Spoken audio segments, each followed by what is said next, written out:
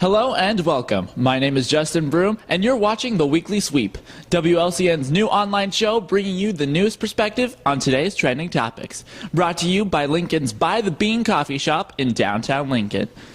Last week, we started to talk a little bit about how social media and technology affect society.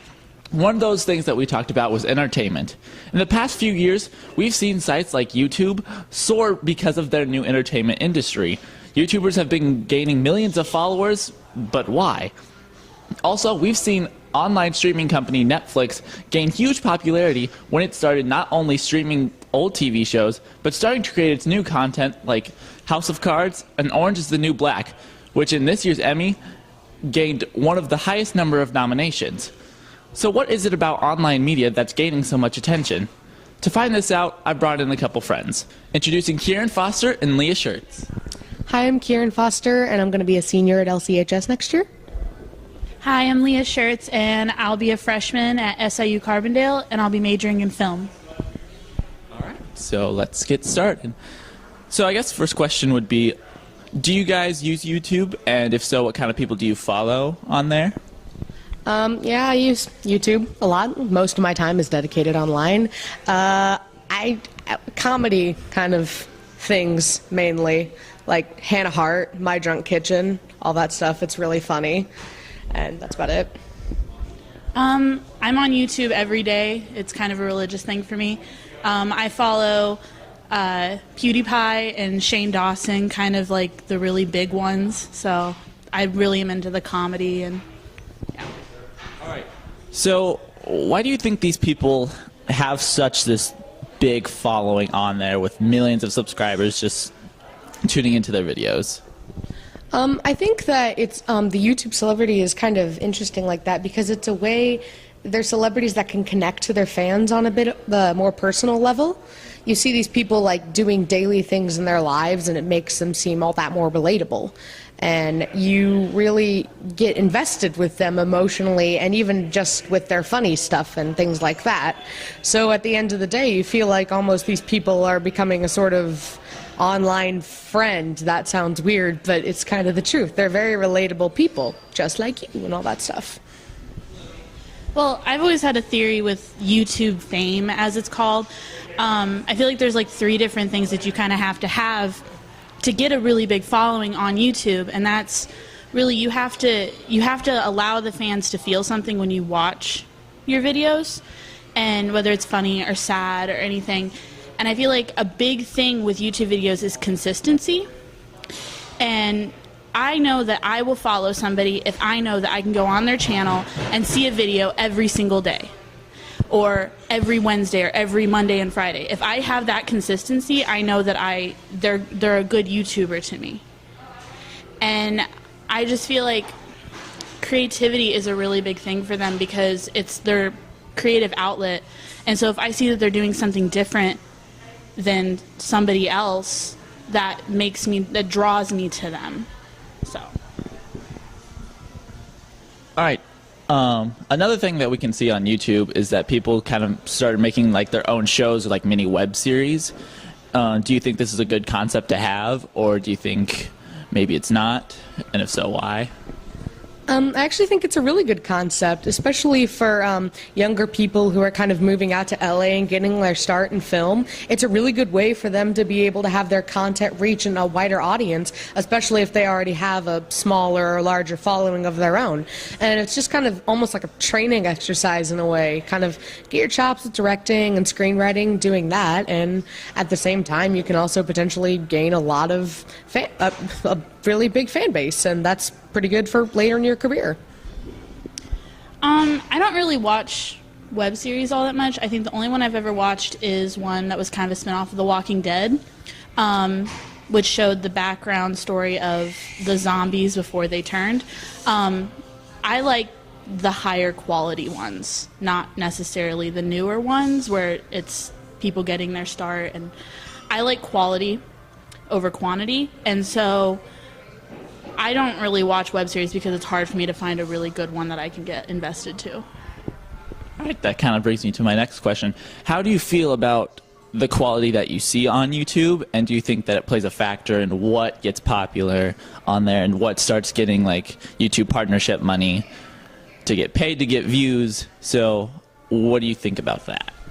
In all honesty, I feel like a lot of times the lower quality stuff, just because it's kind of accessible and a lot more fun, still gets a lot of views. Stuff like just people playing video games. I mean, not that they don't put a lot of work into it, but it's just not necessarily as high quality as things that you'd see people doing, like all these cool special effects things. But they just do get a lot of views because they're accessible and it's something that a lot of people like.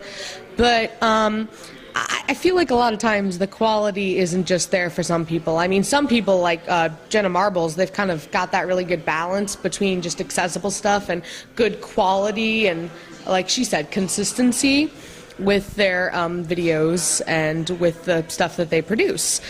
But, yeah, I think overall we can kind of just say that if it's simpler, maybe it's going to get a bigger of a following on YouTube, because I mean, at the end of the day, it's the internet. Yes. This is true.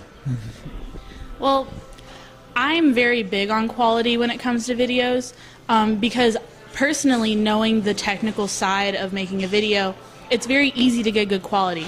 So if I open up a video and it's grainy, it's dark, I can't hear them, I'm not ever going to go watch their videos ever again.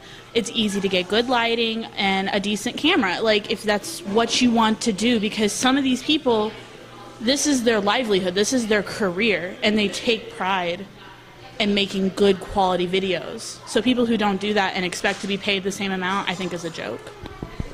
Alrighty.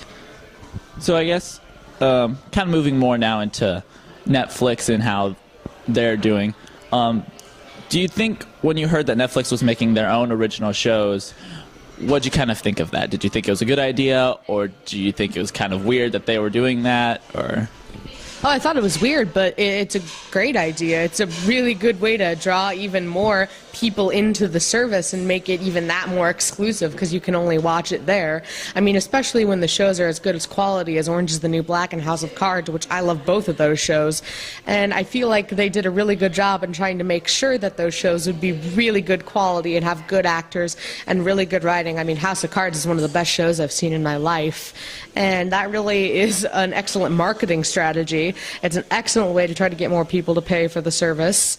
And at the end of the day, I think it was one of the best moves they ever made. I mean, look at the Emmy nomination list. I mean, House of Cards is on there 11 times, I think, and Orange is the New Black has just taken off. It's great.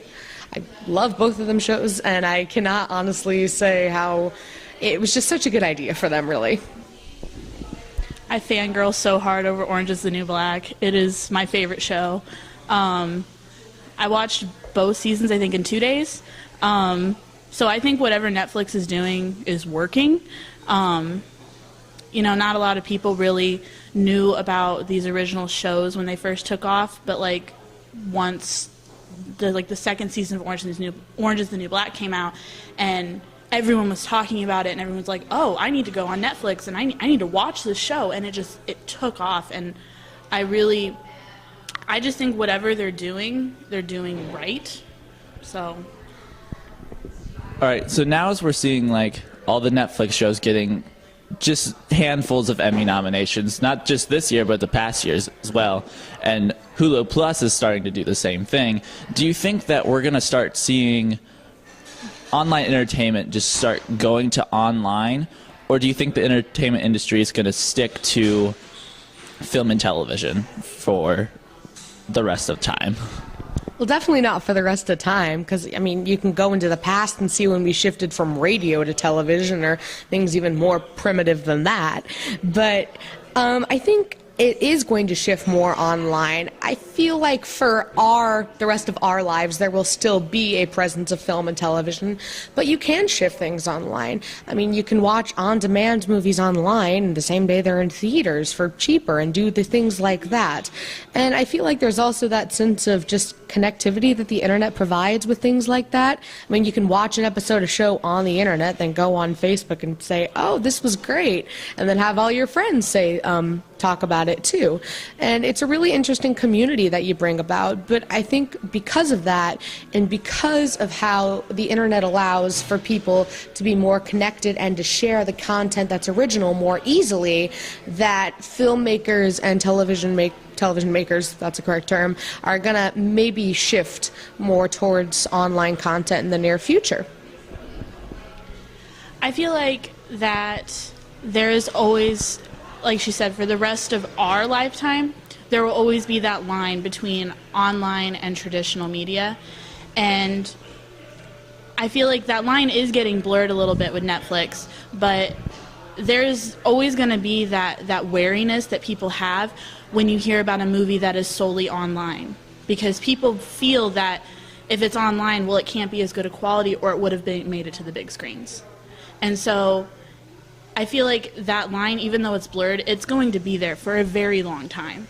And people don't really feel like they've made it big until it's on the red carpet, until you can go to that theater and watch their movie. So I feel like that line is just, it's something that we're going to be seeing for a very long time. Well, I think that's all the questions I have for you guys, so thanks for coming in and being on the show. For more of the Weekly Sweep, be sure to subscribe to the Weekly Sweep YouTube page and go to WLCNonline.com for more from the Weekly Sweep and from anything that's 96.3. And leave a comment for any new topics that you want to see on the show or how you felt about this one. So, my name is Justin Broom, and this has been the Weekly Sweep.